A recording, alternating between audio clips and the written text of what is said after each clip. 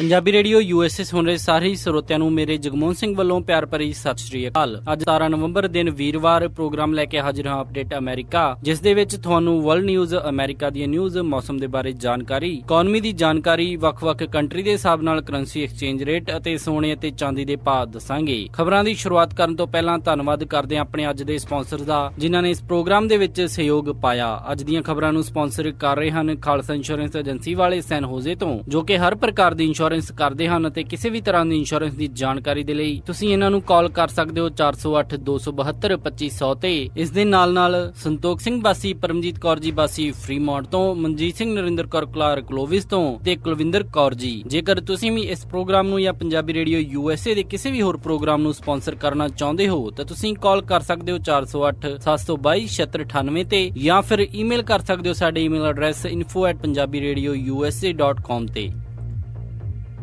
ਪਹਿਲਾਂ ਚੋਣਵੀਆਂ ਖਬਰਾਂ। Donald Trump ਨੇ ਨੈਸ਼ਨਲ ਸਿਕਿਉਰਿਟੀ ਐਡਵਾਈਜ਼ਰ ਦੀ ਪੋਸਟ ਦੇ ਲਈ ਮਾਈਕਲ ਫਲਿਨ ਨੂੰ ਚੁਣਿਆ। ਹੋਰ ਆ ਰਹੀ ਖਬਰ ਦੇ ਮੁਤਾਬਿਕ ਮਿਟ ਰੋਮਨੀ ਨੂੰ Donald Trump secretary of state the post ਦੇ ਸਕਦੇ ਹਨ। ਵੈਲਜ਼ ਫਾਰਗੋ ਬੈਂਕ ਦੇ ਨਵੇਂ ਖਾਤੇ ਖੁੱਲਣ 'ਚ ਆਈ 44% ਦੀ ਕਮੀ। ਇੱਕ ਲੈਂਡਮਾਰਕ ਰਿਪੋਰਟ ਦੇ ਵਿੱਚ ਸਾਹਮਣੇ ਆਇਆ ਕਿ ਅਮਰੀਕਾ ਦੇ ਵਿੱਚ ਰੋਜ਼ਾਨਾ ਡਰੱਗ ਓਵਰਡੋਜ਼ ਦੇ ਕਰਕੇ 78 ਮੌਤਾਂ ਹੋ ਰਹੀਆਂ ਹਨ। ਸੈਨ ਹੋਜ਼ੇ ਦੇ ਵਿੱਚ ਇੱਕ ਰੈਜ਼ੀਡੈਂਸ਼ੀਅਲ ਅਪਾਰਟਮੈਂਟ ਦੇ ਵਿੱਚ ਕਿਸੇ ਨੇ ਅੱਗ ਦਾ ਗੋਲਾ ਸਿੱਟਿਆ ਅਤੇ ਰਾਸ਼ਟਰਪਤੀ ਬਰਾਕ ਓਬਾਮਾ ਨੇ ਜਰਮਨੀ ਦੇ ਵਿੱਚ ਚਾਂਸਲਰ ਐਂਗਲਾ ਮਾਰਕਲ ਦੇ ਨਾਲ ਮੁਲਾਕਾਤ ਕੀਤੀ। ਹੁਣ ਖਬਰਾਂ ਵਿਸਤਾਰ ਦੇ ਨਾਲ। ਪ੍ਰੈਜ਼ੀਡੈਂਟ ਇਲੈਕਟ ਡੋਨਲਡ ਟਰੰਪ ਆਪਣੀ ਸਰਕਾਰ ਦੇ ਵਿੱਚ ਆਫੀਸ਼ੀਅਲਸ ਦੇ ਲਈ ਕਈ ਲੋਕਾਂ ਦੇ ਨਾਲ ਗੱਲਬਾਤ ਕਰ ਰਹੇ ਹਨ। ਇਸੇ ਦੇ ਤਹਿਤ ਦੱਸਿਆ ਜਾ ਰਿਹਾ ਹੈ ਕਿ ਡੋਨਲਡ ਟਰੰਪ ਨੇ ਨੈਸ਼ਨਲ ਸਿਕਿਉਰਿਟੀ ਐਡਵਾਈਜ਼ਰ ਦੀ ਪੋਸਟ ਦੇ ਲਈ ਮਾਈਕਲ ਫਲਿਨ ਨੂੰ ਆਫਰ ਕੀਤਾ ਹੈ। ਪੋਲੀਟੀਕੋ ਤੋਂ ਆਈ ਇਸ ਕਨਫਰਮਡ ਖਬਰ ਦੇ ਮੁਤਾਬਿਕ retired lieutenant general Michael Flynn ਨੂੰ Donald Trump national security adviser ਲਾ ਸਕਦੇ ਹਨ। ਮਾਈਕਲ ਫਲਿਨ ਇਸਲਾਮ ਦੇ ਉੱਤੇ ਕਾਫੀ ਕੱਟੜ ਵਿਚਾਰ ਰੱਖਦੇ ਹਨ। ਮਾਈਕਲ ਫਲਿਨ, ਜੋ ਕਿ ਇੱਕ ਸਕਿਲਡ ਕੰਬੈਟਿਵ ਇੰਟੈਲੀਜੈਂਸ ਅਫਸਰ ਮੰਨੇ ਜਾਂਦੇ ਹਨ, ਪਰ ਉਹਨਾਂ ਨੂੰ ਡਿਫੈਂਸ ਇੰਟੈਲੀਜੈਂਸ ਏਜੰਸੀ ਦੇ ਹੈੱਡ ਵਜੋਂ ਕੱਢ ਦਿੱਤਾ ਗਿਆ ਸੀ 2014 ਦੇ ਵਿੱਚ, ਕਿਉਂਕਿ ਉਹ ਟੈਰਰਿਜ਼ਮ ਦੇ ਖਿਲਾਫ ਅਗਰੈਸਿਵ ਵਾਰ ਪਲਾਨ ਰੱਖਦੇ ਹਨ ਅਤੇ ਇਸਲਾਮ ਦੇ ਖਿਲਾਫ ਉਹਨਾਂ ਦੀ ਸੋਚ ਰਾਸ਼ਟਰਪਤੀ ਬਰਾਕ ਓਬਾਮਾ ਨੂੰ ਉਸ ਸਮੇਂ ਪਸੰਦ ਨਹੀਂ ਆਈ ਸੀ। ਦੱਸਿਆ ਜਾਂਦਾ ਹੈ ਕਿ ਮਾਈਕਲ ਫਲਿਨ ਰਸ਼ੀਆ ਦੇ ਖਿਲਾਫ ਵੀ ਕੁਝ ਖਾਸ ਨਹੀਂ ਬੋਲਦੇ ਅਤੇ ਉਹਨਾਂ ਦੇ ਹੱਕ ਦੇ ਵਿੱਚ ਹੀ ਬੋਲਦੇ ਨਜ਼ਰ ਆਉਂਦੇ ਹਨ ਅਤੇ ਰਸ਼ੀਆ ਦੀ ਕਈ ਵਾਰ ਤਾਰੀਫ ਕਰਦੇ ਹੋ ਨਜ਼ਰ ਆਏ। ਡੋਨਲਡ ਟਰੰਪ ਨੇ ਵੀ ਆਪਣੇ ਕੈਂਪੇਨ ਦੇ ਦੌਰਾਨ ਰਸ਼ੀਆ ਦੇ ਰਾਸ਼ਟਰਪਤੀ ਵਲਾਦੀਮੀਰ ਪੁਤਿਨ ਦੀ ਤਾਰੀਫ ਕੀਤੀ ਸੀ। ਮਾਈਕਲ ਫਲਿਨ, ਜੋ ਕਿ ਰਜਿਸਟਰਡ ਡੈਮੋਕ੍ਰੈਟ ਹਨ, ਉਹ ਡੋਨਲਡ ਟਰੰਪ ਦੇ ਕੈਂਪੇਨ ਤੋਂ ਖਾਸਾ ਪ੍ਰਭਾਵਿਤ ਹੋਏ ਅਤੇ ਉਸ ਤੋਂ ਬਾਅਦ ਦੇ ਵਿੱਚ ਡੋਨਲਡ ਟਰੰਪ ਦੇ ਨਾਲ ਜੁੜੇ। ਦੱਸਿਆ ਜਾਂਦਾ ਹੈ ਕਿ ਇੰਟੈਲ ਕਮਿਊਨਿਟੀ ਦੇ ਉੱਤੇ ਵੀ ਉਹਨਾਂ ਦਾ ਖਾਸਾ ਪ੍ਰਭਾਵ ਹੈ, ਇਸ ਲਈ ਡੋਨਲਡ ਟਰੰਪ ਇਸ ਪੋਸਟ ਦੇ ਲਈ ਉਹਨਾਂ ਨੂੰ ਆਫਰ ਕਰ ਰਹੇ ਹਨ। ਅੱਜ ਦੀ ਆਈ ਸਭ ਤੋਂ ਵੱਡੀ ਖਬਰ ਦੇ ਮੁਤਾਬਿਕ ਡੋਨਲਡ ਟਰੰਪ ਮਿਟ ਰੋਮਨੀ ਦੇ ਨਾਲ ਮੁਲਾਕਾਤ ਕਰਨ ਜਾ ਰਹੇ ਹਨ। ਮਿਟ ਰੋਮਨੀ, ਜੋ ਕਿ ਲਗਾਤਾਰ ਡੋਨਲਡ ਟਰੰਪ ਦਾ ਵਿਰੋਧ ਕਰਦੇ ਆਏ ਅਤੇ ਉਹਨਾਂ ਨੇ ਇੱਥੋਂ ਤੱਕ ਕਿ ਲਿਬਰਟੇਰੀਅਨ ਪਾਰਟੀ ਦੇ ਗੈਰੀ ਜੌਨਸਨ ਨੂੰ ਸਪੋਰਟ ਕਰਨ ਦੀ ਗੱਲ ਕਹੀ ਸੀ। ਡੋਨਲਡ ਟਰੰਪ ਨੇ ਵੀ ਮਿਟ ਰੋਮਨੀ ਦੇ ਬਾਰੇ ਕਾਫੀ ਖਰਾਬ ਸ਼ਬਦਾਵਲੀ ਦਾ ਪ੍ਰਯੋਗ ਕੀਤਾ ਸੀ, ਪਰ ਪ੍ਰੈਜ਼ੀਡੈਂਟ ਇਲੈਕਟ ਡੋਨਲਡ ਟਰੰਪ ਚੋਣਾਂ ਜਿੱਤਣ ਤੋਂ ਬਾਅਦ ਹੁਣ ਮਿਟ ਰੋਮਨੀ ਦੇ ਨਾਲ ਮੁਲਾਕਾਤ ਕਰਨ ਦੀ ਤਿਆਰੀ ਕਰ ਰਹੇ ਹਨ। ਮਿਟ ਰੋਮਨੀ 2012 ਦੇ ਵਿੱਚ ਰਾਸ਼ਟਰਪਤੀ ਬਰਾਕ ਓਬਾਮਾ ਤੋਂ ਰਾਸ਼ਟਰਪਤੀ ਦੀਆਂ ਚੋਣਾਂ ਹਾਰੇ ਸਨ। ਇਹਨਾਂ ਦੇ ਕੋਲ ਪਹਿਲਾਂ ਮੈਸਾਚੂਸੇਟਸ ਦੇ ਗਵਰਨਰ ਦਾ ਐਕਸਪੀਰੀਅੰਸ ਵੀ ਹੈ। ਦੱਸਿਆ ਜਾ ਰਿਹਾ ਹੈ ਕਿ ਡੋਨਲਡ ਟਰੰਪ ਆਪਣੀ ਸਰਕਾਰ ਦੇ ਵਿੱਚ ਇੱਕ ਐਕਸਪੀਰੀਅੰਸ ਬੰਦੇ ਨੂੰ ਸੈਕਟਰੀ ਆਫ ਸਟੇਟ ਦਾ ਅਹਿਮ ਰੋਲ ਦੇਣ ਦੀ ਸੋਚ ਰਹੇ ਹਨ। ਇਸ ਕਰਕੇ ਸੈਕਟਰੀ ਆਫ ਸਟੇਟ ਵਰਗਾ ਵੱਡਾ ਅਤੇ ਮਹੱਤਵਪੂਰਨ ਅਹੁਦਾ ਉਹ ਮਿਟ ਰੋਮਨੀ ਨੂੰ ਆਫਰ ਕਰ ਸਕਦੇ ਹਨ। ਇਸ ਤੋਂ ਪਹਿਲਾਂ ਹੋਰ ਵੀ ਕਈ ਨੇਤਾਵਾਂ ਨੂੰ ਡੋਨਲਡ ਟਰੰਪ ਵੱਲੋਂ ਇਹ ਪੋਸਟ ਆਫਰ ਕਰਨ ਦੀ ਖਬਰ ਆਈ ਹੈ। ਇਸ ਤੋਂ ਪਹਿਲਾਂ ਰਿਪਬਲਿਕਨ ਨੇਤਾ ਤੇ ਫਾਰਮਰ ਹਾਊਸ ਸਪੀਕਰ ਗਿੰਗਰਿਚ ਨੇ ਇੰਟਰਵਿਊ ਦੇ ਵਿੱਚ ਕਿਹਾ ਸੀ ਕਿ ਉਹ ਡੋਨਲਡ ਟਰੰਪ ਦੀ ਸਰਕਾਰ ਦੇ ਵਿੱਚ ਕੋਈ ਵੀ ਸਰਕਾਰੀ ਅਹੁਦਾ ਨਹੀਂ ਲੈਣਗੇ। ਉਹਨਾਂ ਨੂੰ ਸਭ ਤੋਂ ਪਹਿਲਾਂ secretary of state the potential candidate ਮੰਨਿਆ ਜਾ ਰਿਹਾ ਸੀ। ਵਾਸ਼ਿੰਗਟਨ ਪੋਸਟ ਨੂੰ ਦਿੱਤੀ ਇੱਕ ਇੰਟਰਵਿਊ ਦੇ ਵਿੱਚ ਗਿੰਗਰਿਚ ਨੇ ਕਿਹਾ ਕਿ ਮਿਟ ਰੋਮਨੀ, ਸੈਨੇਟਰ ਜੈਫ ਸੈਸ਼ਨਜ਼ ਅਤੇ ਹੋਰ ਕਈ ਪਾਰਟੀ ਦੇ ਵੱਡੇ ਨੇਤਾ ਇਸ ਪੋਸਟ ਦੇ ਲਈ ਹੱਕਦਾਰ ਹਨ। ਡੋਨਲਡ ਟਰੰਪ, ਜਿਨ੍ਹਾਂ ਦੇ ਕੋਲ ਖੁਦ ਸਰਕਾਰ ਚਲਾਉਣ ਦਾ ਖਾਸ ਐਕਸਪੀਰੀਅੰਸ ਨਹੀਂ ਹੈ, ਇਸ ਤੋਂ ਪਹਿਲਾਂ ਸਾਊਥ ਕੈਰੋਲਾਈਨਾ ਤੋਂ ਗਵਰਨਰ ਨਿੱਕੀ ਹੈਲੀ, ਟੈਕਸਸ ਤੋਂ ਰਿਪਬਲਿਕਨ ਪਾਰਟੀ ਦੇ ਦੇ ਜੈਬ ਹੈਂਸਰਲਿੰਗ, ਫਲੋਰੀਡਾ ਦੇ ਗਵਰਨਰ ਰਿਕ ਸਕਾਟ ਅਤੇ former secretary of state Henry Kissinger ਦੇ ਨਾਲ ਵੀ ਗੱਲਬਾਤ ਕਰ ਚੁੱਕੇ ਹਨ। ਕੈਂਪੇਨ ਦੇ ਦੌਰਾਨ ਨਿੱਕੀ ਹੈਲੀ ਵੀ ਡੋਨਲਡ ਟਰੰਪ ਦੀ ਪਾਲਿਸੀਜ਼ ਦੇ ਖਿਲਾਫ ਹੀ ਬੋਲਦੀ ਨਜ਼ਰ ਆਈ ਹੈ। ਪਰ ਚੋਣਾਂ ਤੋਂ ਬਾਅਦ ਰਿਪਬਲਿਕਨ ਪਾਰਟੀ ਨੂੰ ਹਾਊਸ, ਸੈਨੇਟ ਅਤੇ ਵਾਈਟ ਹਾਊਸ ਦੇ ਵਿੱਚ ਮਿਲੀ ਵੱਡੀ ਜਿੱਤ ਤੋਂ ਬਾਅਦ ਸ਼ਾਇਦ ਪਾਰਟੀ ਹੁਣ ਇਕੱਠੇ ਮਿਲ ਕੇ ਚੱਲਣਾ ਚਾਹੁੰਦੀ ਹੈ ਅਤੇ ਇਕਜੁੱਟਤਾ ਦੇ ਵੱਧ ਵਧਦੀ ਹੋਈ ਨਜ਼ਰ ਆ ਰਹੀ ਹੈ।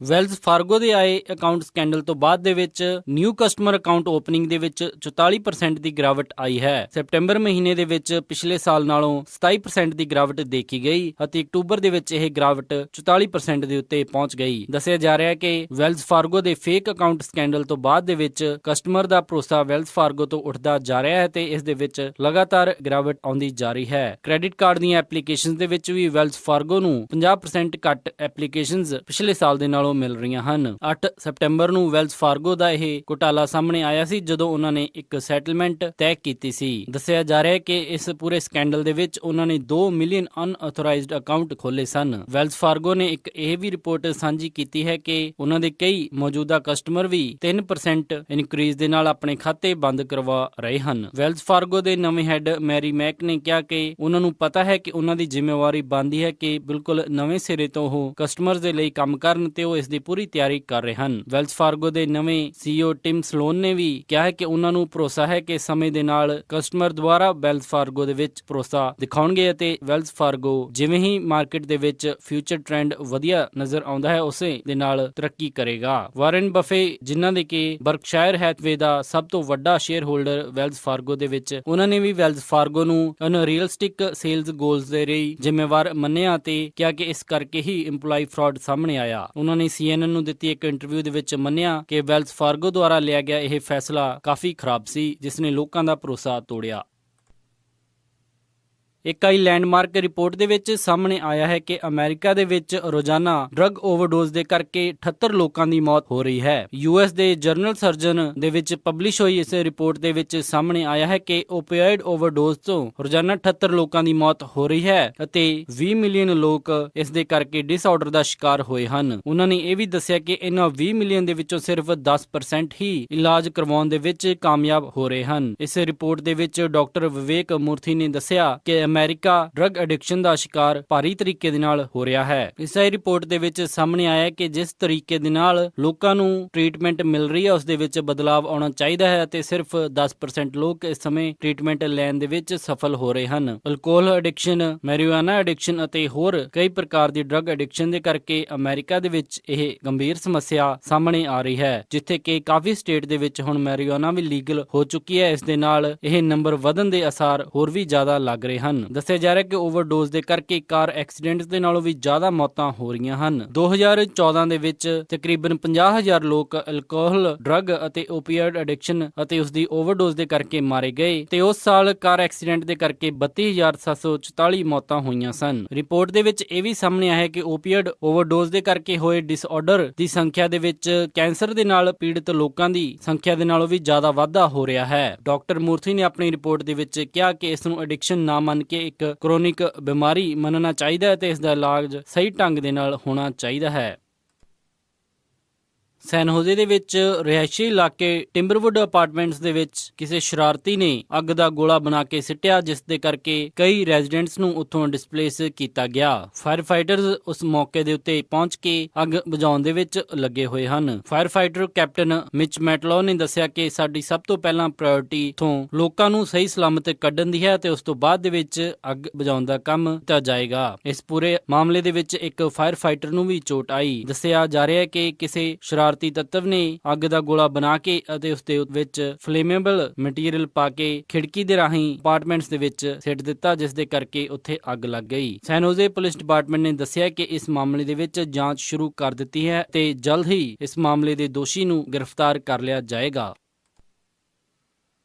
ਰਾਸ਼ਟਰਪਤੀ ਬਰਾਕ ਓਬਾਮਾ ਨੇ ਅੱਜ ਜਰਮਨੀ ਦੀ ਚਾਂਸਲਰ ਨਾਲ ਮੁਲਾਕਾਤ ਕੀਤੀ ਅਤੇ ਉਹਨਾਂ ਨੇ ਡੋਨਲਡ ਟਰੰਪ ਨੂੰ, ਜੋ ਕਿ ਰਸ਼ੀਆ ਦੇ ਜ਼ਿਆਦਾ ਨਜ਼ਦੀਕ ਮੰਨੇ ਜਾ ਰਹੇ ਹਨ, ਕਿਹਾ ਕਿ ਜੇਕਰ ਜ਼ਰੂਰਤ ਪਈ ਤਾਂ ਡੋਨਲਡ ਟਰੰਪ ਨੂੰ ਰਸ਼ੀਆ ਦਾ ਸਾਹਮਣਾ ਕਰਨਾ ਚਾਹੀਦਾ ਹੈ। ਬਰਲਿਨ ਦੇ ਵਿੱਚ ਜਰਮਨੀ ਦੀ ਚਾਂਸਲਰ ਐਂਗਲਾ ਮਾਰਕਲ ਨਾਲ ਗੱਲ ਕਰਨ ਤੋਂ ਬਾਅਦ ਦੇ ਵਿੱਚ ਰਾਸ਼ਟਰਪਤੀ ਬਰਾਕ ਓਬਾਮਾ ਨੇ ਬਿਆਨ ਦਿੰਦੇ ਹੋਏ ਕਿਹਾ ਕਿ ਉਹਨਾਂ ਨੂੰ ਉਮੀਦ ਹੈ ਕਿ ਨਵੇਂ ਚੁਣੇ ਹੋਏ ਰਾਸ਼ਟਰਪਤੀ ਡੋਨਲਡ ਟਰੰਪ ਸਹੀ ਤਰੀਕੇ ਦੇ ਨਾਲ ਕੰਮ ਕਰਨਗੇ। ਰਾਸ਼ਟਰਪਤੀ ਬਰਾਕ ਓਬਾਮਾ ਨੇ ਕਿਹਾ ਕਿ ਉਹਨਾਂ ਨੂੰ ਪੂਰਾ ਭਰੋਸਾ ਹੈ ਕਿ ਡੋਨਲਡ ਟਰੰਪ ਨਾਟੋ ਦੇ ਵਿੱਚ ਸਾਰੇ ਦੇਸ਼ਾਂ ਦੇ ਨਾਲ ਮਿਲ ਜੁਲ ਕੇ ਕੰਮ ਕਰਨਗੇ ਅਤੇ ਨਾਟੋ ਅਲਾਇੰਸ ਬਣਾ ਕੇ ਰੱਖਣਗੇ। ਐਂਗਲਾ ਮਾਰਕਲ ਅਤੇ ਰਾਸ਼ਟਰਪਤੀ ਬਰਾਕ ਓਬਾਮਾ ਨੇ ਅਮਰੀਕਾ ਅਤੇ ਜਰਮਨੀ ਦੇ ਨਾਲ ਨੇੜਲੇ ਸਬੰਧਾਂ ਦੀ ਗੱਲਬਾਤ ਕੀਤੀ ਅਤੇ ਇਸ ਨੂੰ ਹੋਰ ਵਧਾਉਣ ਦੇ ਉੱਤੇ ਵੀ ਜ਼ੋਰ ਦਿੱਤਾ। ਦੋਵਾਂ ਨੇਤਾਵਾਂ ਨੇ ਇੱਕ ਦੂਸਰੇ ਦੀ ਅਗਵਾਈ ਦੀ ਵੀ ਸਿਫਤ ਕੀਤੀ।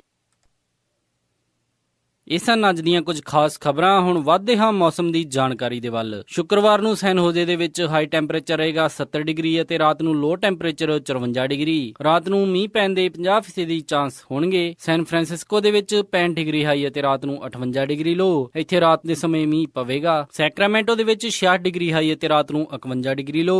ਇੱਥੇ ਵੀ ਰਾਤ ਨੂੰ ਮੀਂਹ ਪੈਣ ਦੇ ਪੂਰੇ ਅਸਾਰ ਹਨ। ਯੂਬਾ ਸਿਟੀ ਦੇ ਵਿੱਚ 64 ਡਿਗਰੀ ਹਾਈ ਅਤੇ ਰਾਤ ਨੂੰ 50 ਡਿਗਰੀ ਲੋ। ਇੱਥੇ ਰਾਤ ਨੂੰ ਮੀਂਹ ਪਵੇਗਾ। ਸਟਾਕਟਨ ਦੇ ਵਿੱਚ 70 ਡਿਗਰੀ ਹਾਈ ਅਤੇ ਰਾਤ ਨੂੰ 50 ਡਿਗਰੀ ਲੋ। ਇੱਥੇ ਰਾਤ ਨੂੰ ਮੀਂਹ ਪੈਣ ਦੇ 50% ਚਾਂਸ ਹਨ। ਟ੍ਰੇਸੀ ਦੇ ਵਿੱਚ 70 ਡਿਗਰੀ ਹਾਈ ਅਤੇ ਰਾਤ ਨੂੰ 49 ਡਿਗਰੀ ਲੋ। ਮੋਡੈਸਟੋ ਦੇ ਵਿੱਚ 71 ਡਿਗਰੀ ਹਾਈ ਅਤੇ ਰਾਤ ਨੂੰ 51 ਡਿਗਰੀ ਲੋ। ਫ੍ਰੈਜ਼ਨੋ ਦੇ ਵਿੱਚ 70 ਡਿਗਰੀ ਹਾਈ ਅਤੇ ਰਾਤ ਨੂੰ 45 ਡਿਗਰੀ ਲੋ। ਬੇਕਰਫੀਲਡ ਦੇ ਵਿੱਚ 76 ਡਿਗਰੀ ਹਾਈ ਅਤੇ ਰਾਤ ਨੂੰ 49 ਡਿਗਰੀ ਲੋ। ਲਾਸ ਐਂਜਲਸ ਦੇ ਵਿੱਚ 77 ਡਿਗਰੀ ਹਾਈ ਅਤੇ ਰਾਤ ਨੂੰ 51 ਡਿਗਰੀ ਲੋ। ਟਰਕੀ ਦੇ ਵਿੱਚ 50 ਡਿਗਰੀ ਹਾਈ ਅਤੇ ਰਾਤ ਨੂੰ 33 ਡਿਗਰੀ ਲੋ।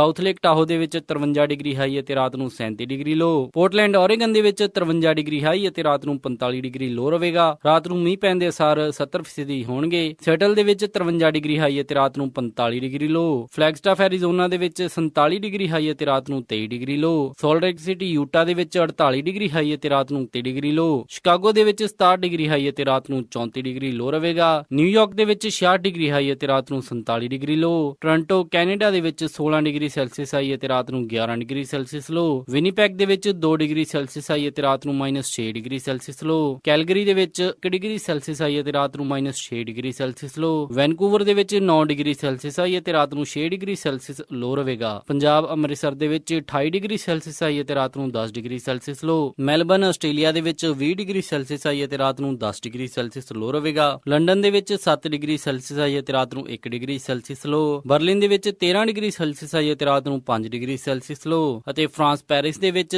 10 ਡਿਗਰੀ ਸੈਲਸੀਅਸ ਹਾਈ ਅਤੇ ਰਾਤ ਨੂੰ 3 ਡਿਗਰੀ ਸੈਲਸੀਅਸ ਲੋ ਰਹੇਗਾ। ਇਸੀ ਮੌਸਮ ਦੀ ਜਾਣਕਾਰੀ। ਹੁਣ ਵਧਦੇ ਹਾਂ ਸਟਾਕ ਮਾਰਕੀਟ ਦੀ ਇਨਫੋਰਮੇਸ਼ਨ ਦੇ ਵੱਲ। ਵੀਰਵਾਰ ਨੂੰ ਕਲੋਜ਼ਿੰਗ ਦੇ ਸਮੇਂ ਡਾਓ ਜੋਨਸ 35 ਅੰਕ ਵੱਧ ਕੇ 18,903.82 ਤੇ ਬੰਦ ਹੋਇਆ। ਨੈਸਡੈਕ 39 ਅੰਕ ਵੱਧ ਕੇ 5,333.97 ਤੇ ਬੰਦ ਹੋਇਆ। S&P 10 ਅੰਕ ਵੱਧ ਕੇ 2187.12 ਤੇ ਬੰਦ ਹੋਇਆ। ਵਿਲਸ਼ਾਇਰ 5000 116 ਅੰਕ ਵੱਧ ਕੇ 22,840.27 ਤੇ ਬੰਦ ਹੋਇਆ। ਅੱਜ ਦਾ ਸਭ ਤੋਂ ਮਸ਼ਹੂਰ ਸਟਾਕ ਵਾਲਮਾਰਟ ਦਾ ਰਿਹਾ, ਜਿਸ ਦੀ ਕੀਮਤ 69.19 ਰਹੀ। ਕਰੰਸੀ ਐਕਸਚੇਂਜ ਰੇਟ ਦੇ ਵਿੱਚ ਇੱਕ US ਡਾਲਰ ਦੀ ਕੀਮਤ ਰਹੀ 68 ਰੁਪਏ 10 ਪੈਸੇ, ਕੈਨੇਡੀਅਨ ਡਾਲਰ ਦੀ ਕੀਮਤ ਰਹੀ 50 ਰੁਪਏ 23 ਪੈਸੇ, ਬ੍ਰਿਟਿਸ਼ ਪਾਉਂਡ ਦੀ ਕੀਮਤ ਰਹੀ 84 ਰੁਪਏ 42 ਪੈਸੇ, ਇੱਕ ਆਸਟ੍ਰੇਲੀਅਨ ਡਾਲਰ ਦੀ ਕੀਮਤ ਰਹੀ 50 ਰੁਪਏ 28 ਪੈਸੇ, ਇੱਕ ਯੂਰੋ ਦੀ ਕੀਮਤ ਰਹੀ 72 ਰੁਪਏ 16 ਪੈਸੇ, ਇੱਕ ਨਿਊਜ਼ੀਲੈਂਡ ਡਾਲਰ ਦੀ ਕੀਮਤ ਰਹੀ 47 ਰੁਪਏ 74 ਪੈਸੇ, ਇੱਕ ਸਿੰਗਾਪੁਰ ਡਾਲਰ ਦੀ ਕੀਮਤ ਰਹੀ 47 ਰੁਪਏ 72 ਪੈਸੇ, ਇੱਕ ਬਹਿਰੀਨੀ ਦਿਨਾਰ ਦੀ ਕੀਮਤ ਰਹੀ 180 ਰੁਪਏ 68 ਪੈਸੇ, ਇੱਕ ਕੁਵੈਤੀ ਦਿਨਾਰ ਦੀ ਕੀਮਤ ਰਹੀ 224 ਰੁਪਏ 3 ਪੈਸੇ। ਸੋਨੇ ਦਾ ਰੇਟ $1208.48 ਪਰ ਆਉਂਸ ਰਿਹਾ ਅਤੇ ਚਾਂਦੀ $16.59 ਪਰ ਆਉਂਸ ਰਹੀ। ਇਸੇ ਦੇ ਨਾਲ ਅੱਜ ਦਾ ਇਹ ਖਬਰਾਂ ਦਾ ਬੁਲੇਟਿਨ ਇੱਥੇ ਹੀ ਸਮਾਪਤ ਕਰਦੇ ਹਾਂ। ਇਜਾਜ਼ਤ ਦਿਓ। ਉਮੀਦ ਹੈ ਕਿ ਤੁਹਾਨੂੰ ਅੱਜ ਦਾ ਇਹ ਪ੍ਰੋਗਰਾਮ ਪਸੰਦ ਆਇਆ ਹੋਵੇਗਾ। ਕਿਸੇ ਵੀ ਤਰ੍ਹਾਂ ਦੇ ਫੀਡਬੈਕ ਦੇ ਲਈ ਤੁਸੀਂ ਕਾਲ ਕਰ ਸਕਦੇ ਹੋ 408 272 5200 ਤੇ ਜਾਂ ਫਿਰ ਈਮੇਲ ਕਰ ਸਕਦੇ ਹੋ ਸਾਡੇ ਈਮੇਲ ਐਡਰੈਸ info@punjabiradiousa.com ਤੇ। ਇੱਕ ਵਾਰੀ ਫਿਰ ਸਾਰੇ ਹੀ ਸਪਾਂਸਰਸ ਦਾ ਬਹੁਤ-ਬਹੁਤ ਧੰਨਵਾਦ। ਮਿਲਦੇ ਹਾਂ ਅਪਡੇਟ ਅਮਰੀਕਾ ਦੇ ਅਗਲੇ ਅੰਕ ਵਿੱਚ। ਤਦ ਤੱਕ ਲਈ ਸਾਰਿਆਂ ਨੂੰ ਪਿਆਰ ਅਤੇ ਸਤਿਕਾਰ ਭਰੀ ਸਤਿ ਸ਼੍ਰੀ ਅਕਾਲ। ਸੁਣਦੇ ਰਹੋ ਪੰਜਾਬੀ ਰੇਡੀਓ USA।